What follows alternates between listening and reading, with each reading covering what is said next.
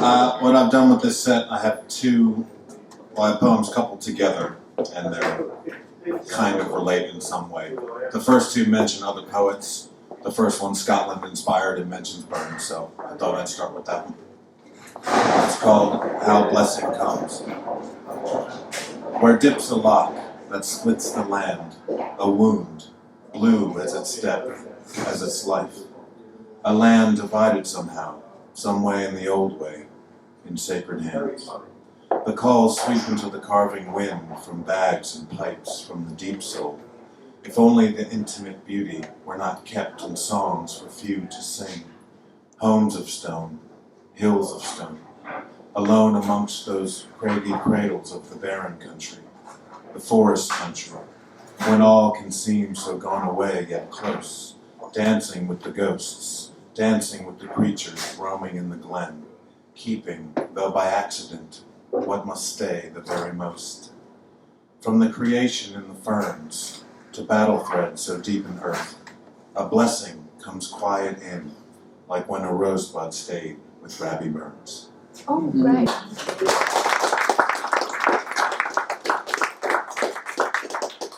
This one's fairly new. It's about Ted Hughes. It's called Ted Hughes. I didn't know he liked to fish and things, and obviously you know about his tragic poetic life and things. So it's really short, so it's called Ted Hughes. After death, once, twice, a low, slow black crow, sinking and rising, sinking and rising. So to calmly fish and wait for a fox to print a page, to tell you what to do, like a fish to wait for bait. A last search up to snatch a fly in the landscape. So you too, a late rush up to grab something meaningful in this life. That we too may publish something late and great. That I may write letters on my birthday to balance demons. To fish alone and with the family. To cry with ghosts and the living. To love the wilds and love the home.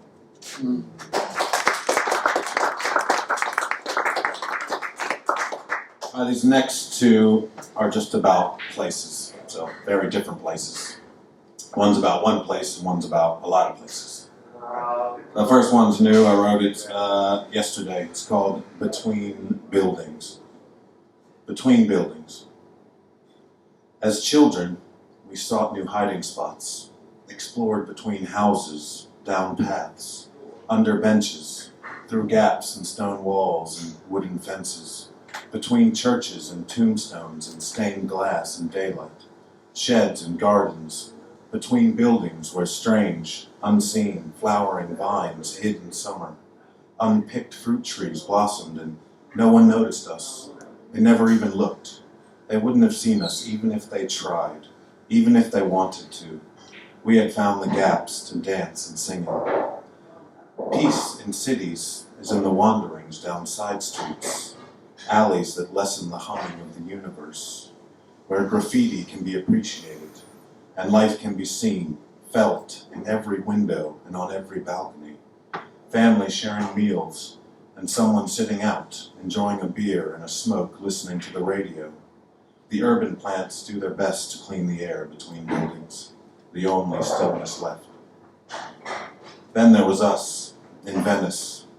It's better than they say. Being lost in Venice means anything you wish it to mean. There is no childhood pretending needed.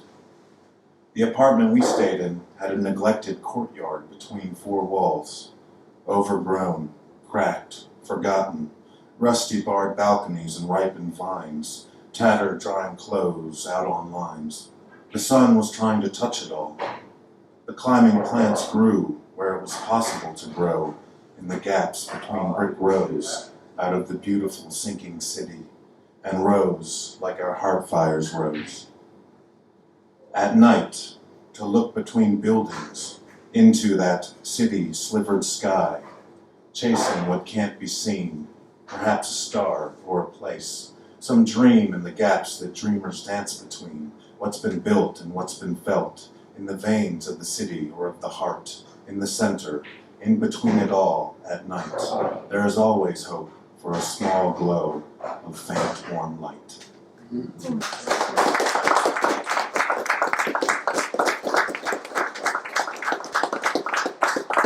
This next one's about a pond at my grandfather's house growing up.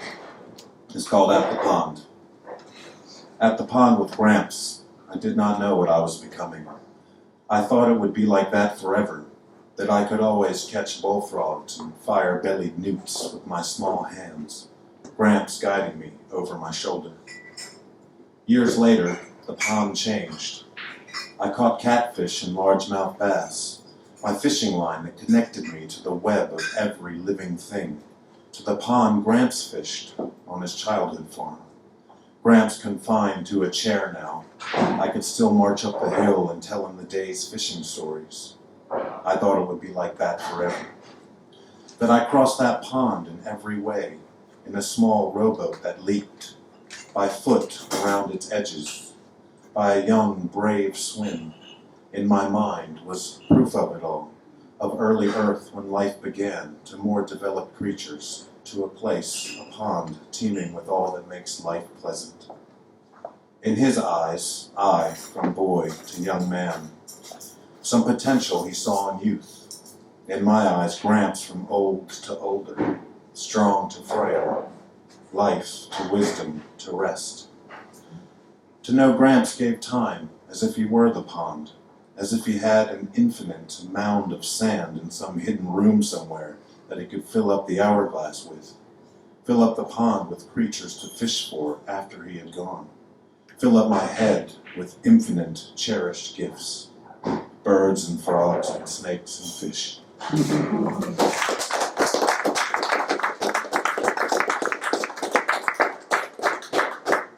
I guess these next two address evil in a way. One's called Attic Grave. I know you say loft, but it doesn't sound as good, does it? Loft grave. No.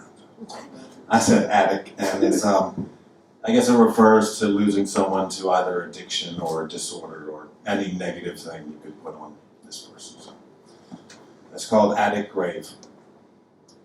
Pressed up in the corner of the attic, you hang with old buckets like a web, rotting like something dying or dead. A memory left without air, not even drifting down the street for others to share. Even photographs covered in dust carry more life than you. Others found you in a basement, so you ran upstairs. Curled up, found on cold tile, you ran again upstairs. And again to the attic, no light, no air, just seasonal storage when it's festive up there.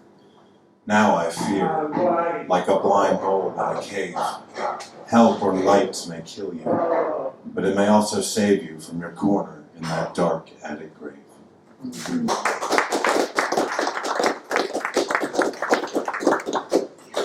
This next one's about evil in the family, really.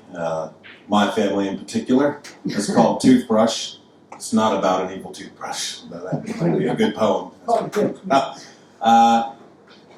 Someone in my family used to say that crows weren't evil. You know, well, we associate them with evil.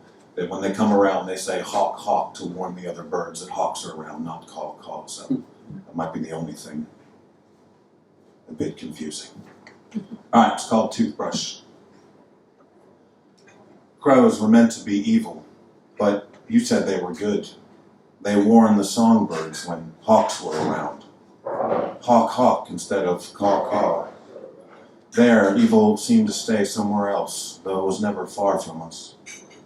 Victims of abuse, post-traumatic stress, depression, anxiety, stubbornness, injury, tragedy, roots repressed and growing in alcoholic nature, homosexuality, a problem when some of us are pastors.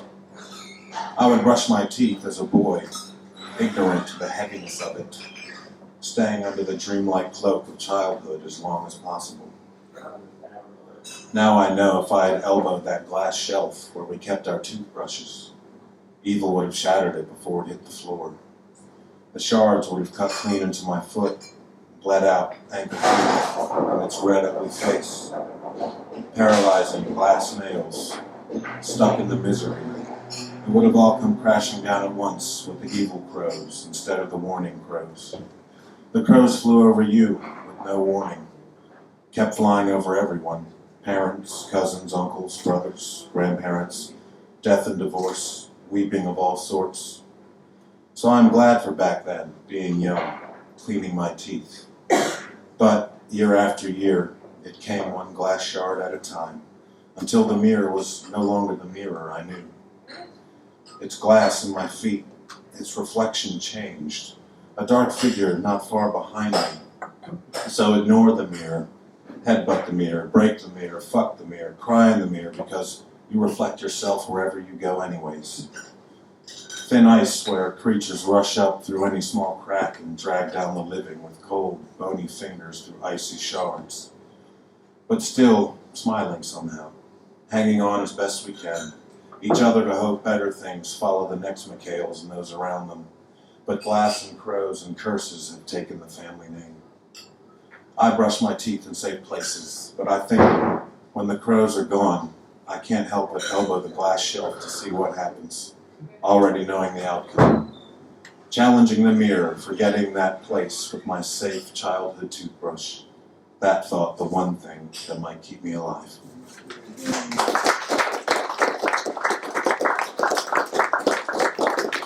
All right, we'll cheer it up a little bit. So these are love poems. They're about Laura. Hi, Laura. Written for Laura, to Laura. You know, kind of gushy. It's okay. When we first started going out and she figured out I like poetry, she said, well, you have to write me one. So this is what happened. It's called Waiting Star. In all the eternal empty space where one falls out to everything, sometimes a dizzy, blinding search forces the eyes past skies on earth to see what fills that emptiness, what floats and glows with faint warm light at night when darkness is what shows, when one is lost and seeks to know how that light can come closer in. Then at some point a truth appears. Little lights and searching feet notice each and seek to meet. To travel out to that faint light takes night away and brightens day. For there you are, waiting for me like a star, hanging beauty in the deep areas where few do find, and fewer still will travel there, but I have found you past earth's air. For darkness arrived to keep you somewhere, faint and dim, out and lost, just waiting to send light my way, then catching the warmth I hope that stays. For there you are, waiting for me like a star. I only pray for other things, not knowing what your warm light brings.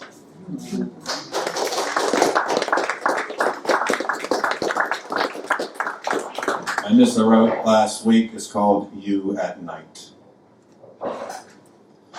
You at night.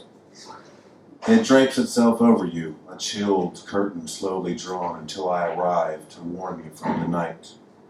The wooded hills through the window follow, create a humble skyline. Your curves mimic the hills, as if when the hills sleep, you sleep. Body and land dancing softly, sleepwalking in the woods in spirit. I watch your shoulders move to change the landscape. When you shift, the trees shift all at once, uproot themselves to take one step higher up the hill until you are comfortable again. Through the window, past your shape and above the treetops, clear, cold stars flicker to signal me, to let me know of my confusion. I submit to it, but you, at night, become Mother Earth to save me from my manly ways.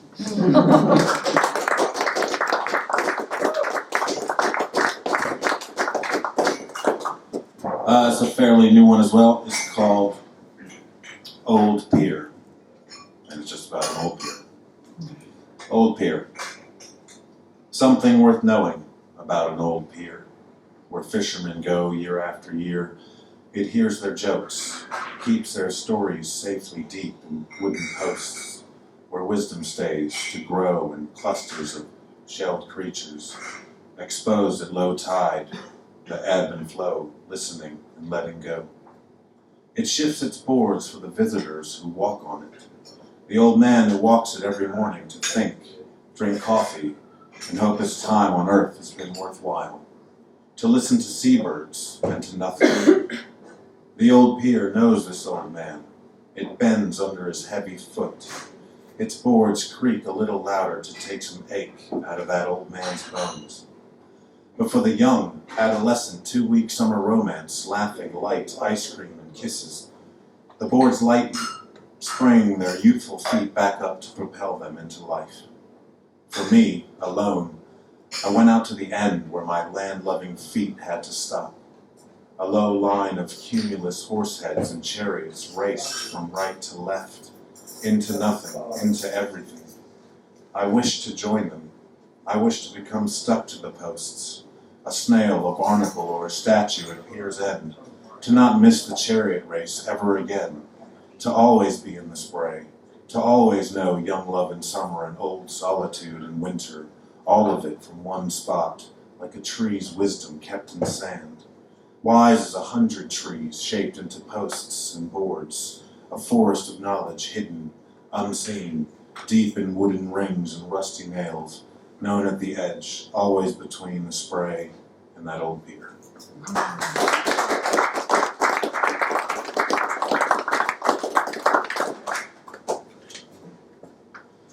I did read this, I think, at our last Bar des Arts little thing, or Bar des Arts, whatever it is. And this is called Old Professor, so it's about a professor I had at the University of Maryland, and it was just an introduction to poetry course, and he was amazing and really just kept spurring my interest in poetry on. And so in the poem, it's very specific and refers to lots of things, and it's kind of long, so I apologize, but I feel like I have to read it. It talks about all the poems that we learned in his class. It talks about him and me during college and all those things. So there we go. It's called Old Professor. Old Professor.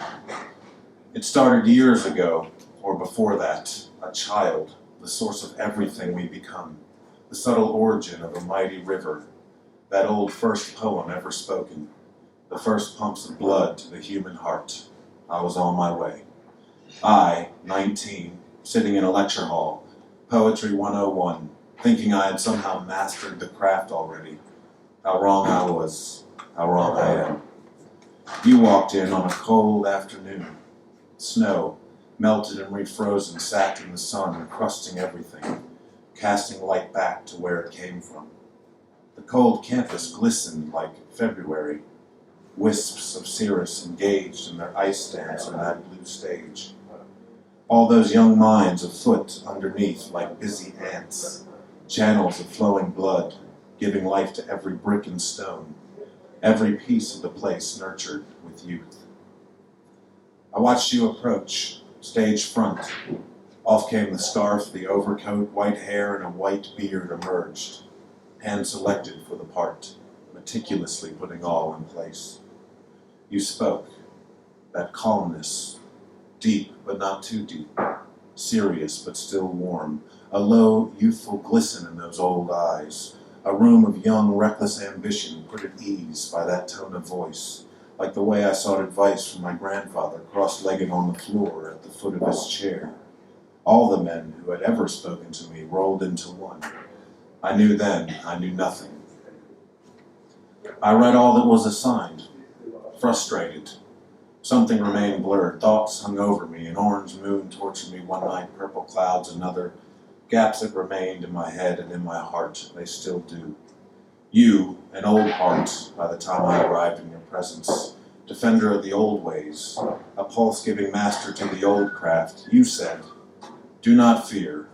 Poems do not get lonely. They read themselves tucked away on shelves. Though I am sure my beer-stained verses sat crumpled up on the floor, as lonely as it gets, unloved, unread, unwanted. The whirlwind of college absorbing everything around, eventually closing in with frost like a dent in dough. You and your Keats, observing the autumn chill set in, but it was the deep heart of winter, before the campus bloom of spring. Soon flowers, perhaps tulips, Plath's tulips. You had us rearrange those stanzas once. I could not see a new order to Plath's madness, only that those African cats stalk me as well. I have a fondness, as those who think do, for that place where the water meets the land. A stone, that heart-shaped stone by your beachside, churned up in the origin countless times, those unending forces, unforgiving. After a night of heavy drinking, I split my eyebrow open on my nightstand, bleeding and passed out on the dorm room floor. A scar on the body and on the heart, spit back up from the tumultuous mix of living for a breath, only to be thrust back in to survive, stone heart and all, nicked from the top half down. I sat with school children, you among them, dense as Yeats questioning in his schoolroom. Children sit in the classroom for me now, the master source, the bowl and the blossom. You blossomed once, and yet, as if by chance, I know we are both the dancer and the dance. I have been to your roadside near Staunton, working some summer at Goshen Scout Camp. That picture on a wall I have walked into, arriving there without knowing, frozen in ancient mountain building time, Appalachian time, beautiful time. I would see you eating lunch on South Campus, too afraid to approach for fear of being dismissed over something that I thought we may have had in common. I will say something next time. I never did. So, old professor, let me not forget a degree of thanks, a directive on how to get lost in the meanderings of the mind, winding like your poem rivers, like your clouds for Keats, like your first poem, like campus frozen in February, the source of which may one day empty into some great delta, the Mississippi, the Nile, the Mekong, the gates of heaven, a start and an end, as your young heart must and has become an old heart, as youth led you to, among many things, an old professor. I was then and am now on my way.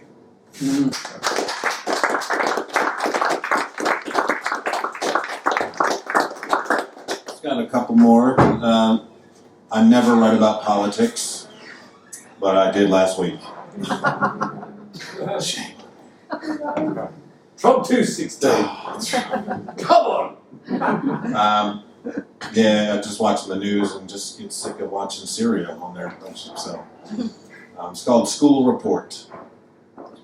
I don't write politics, but when I was 12, I wrote a report on a country I'd never heard of called Syria. It made me want to visit. Now I hear about Syria too often. I read someone else's report in a 5th year of carnage, of winter starvation in the streets.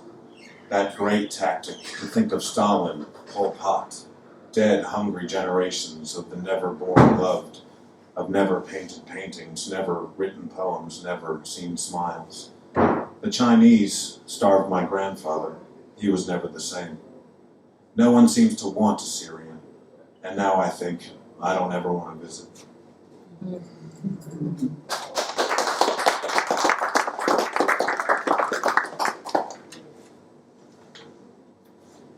I have read this one before. It's called Where My Father Stepped.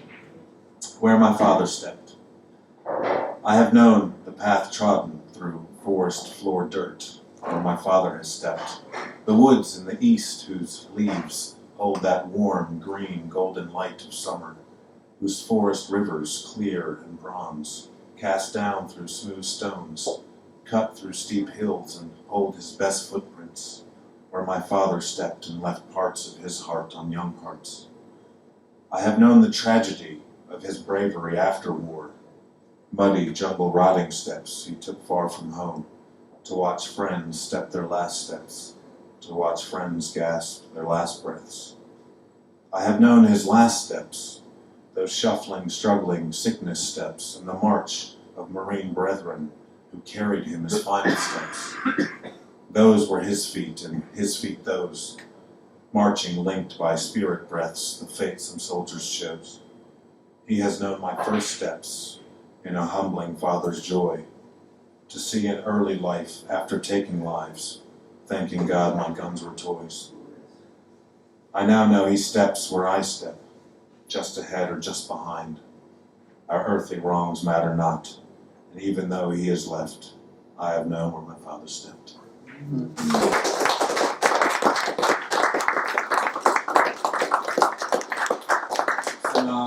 Just got one more, that's all right? Cool. Yeah. Short, it's called For Them. From where I could see, the memories hung on monuments of wars and songs sung at ceremonies of dead parents and grandparents and stories of their parents and grandparents. So remains etched stone names, or marble or wooden plaques, lonely town statues that remember someone important. And to know my father is etched in stone for brave reasons, and when I walk around that place, the madness in the world feels at peace, and know the reason for it, when there, war seems like a faraway place that cannot touch you. Thank you.